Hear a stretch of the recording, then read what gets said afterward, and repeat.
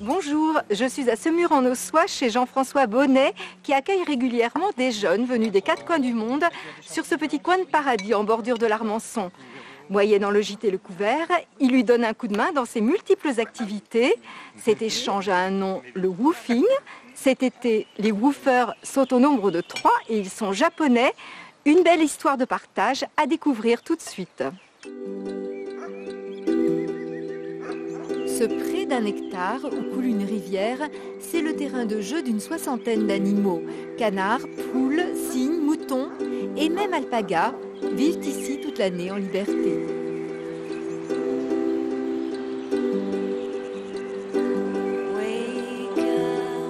Okay, we go to give the milk to the baby. Bé, bé. Hiro et Kana reviennent pour la 2e année. Ils ont quitté Tokyo il y a 2 ans et découvert différents pays en faisant du woofing, d'Hawaï à Semur-en-Ossois. Ils prennent beaucoup de plaisir à s'occuper des animaux. Nous sommes venus l'année dernière et comme la nature était très belle et que la France était agréable et les gens agréables ici, nous avons décidé de revenir. Le woofing, c'est un réseau mondial qui fonctionne selon les principes de l'agriculture biologique et du développement durable. D'un côté, il y a les hôtes qui élèvent des animaux ou cultivent la terre.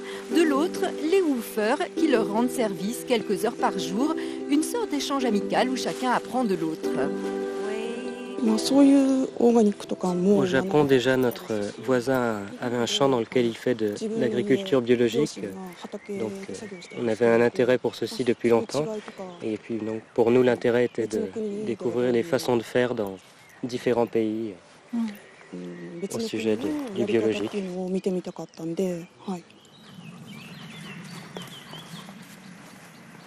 Originaire d'Hiroshima, Akane est étudiante à Orléans où elle apprend le français depuis 1 an. Le choix de ce lieu, c'est avant tout un coup de cœur pour les animaux. Pour elle, le woofing, c'est aussi une façon de renouer avec sa grand-mère qui cultivait le riz au Japon. J'aime bien les animaux et j'aime bien quelque chose, comment on dit, agriculture.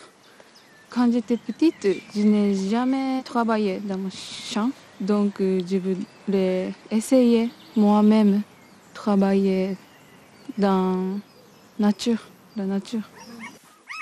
Tu vas prendre tous les bébés qui sont là, tu les mets là 2 minutes, et une fois qu'ils sont là... Les woofers aident Jean-François à entretenir ce lieu insolite entre parc animalier et arche de Noé.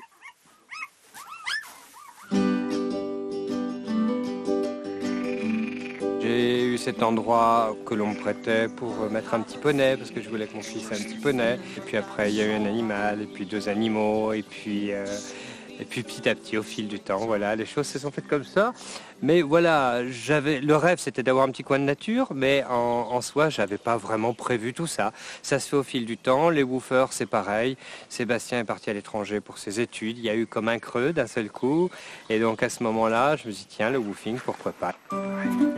Jean-François a bâti son petit monde à lui avec l'aide des woofers, au contact avec la nature et les animaux. Parmi eux, les 8 chiens occupent une place à part, caressés, coiffés, bichonnés. Ce sont des montagnes du Portugal, c'est une race encore assez confidentielle en France, qu'on appelle aussi Estrella. Et donc on utilise ces chiens pour les protections de troupeaux. Et donc moi je les ai pris parce que je commençais à en avoir marre tous les ans de me faire manger 30 ou 40 volailles. Et la dernière année c'était attaqué aux agneaux. Et donc j'ai pris... Qui s'était attaqué aux agneaux? Les renards. Ah, oui, il y a des renards. Il y a des renards, c'est bourré de renards dans le coin. Et puis donc, depuis 3 ans que j'ai les chiens, il n'y a plus un seul renard qui est apparu sur le truc, quoi. La plupart des woofers qui viennent ils sont concernés par ce qui se passe, ils aiment bien les chiens, ils aiment bien les animaux. Donc ça donne cette espèce de type d'ambiance avec des fêtes, des gens qui reviennent et tout ça. Ça c'est vraiment chouette. Là je suis invité en août en Tunisie pour le mariage d'un woofer tunisien et d'une woofeuse italienne qui sont venus il y a 2 ans. Il y a des woofers qui reviennent plusieurs fois, il y en a qui reviennent 4 ou 5 fois juste pour dire bonjour à chaque fois qu'ils ont un petit coup de blues. Le jardin et les volailles fournissent de quoi manger à cette petite communauté qui se suffit à elle-même en dehors de tout échange marchand. Une expérience de woofing exemplaire. Oh, sorry.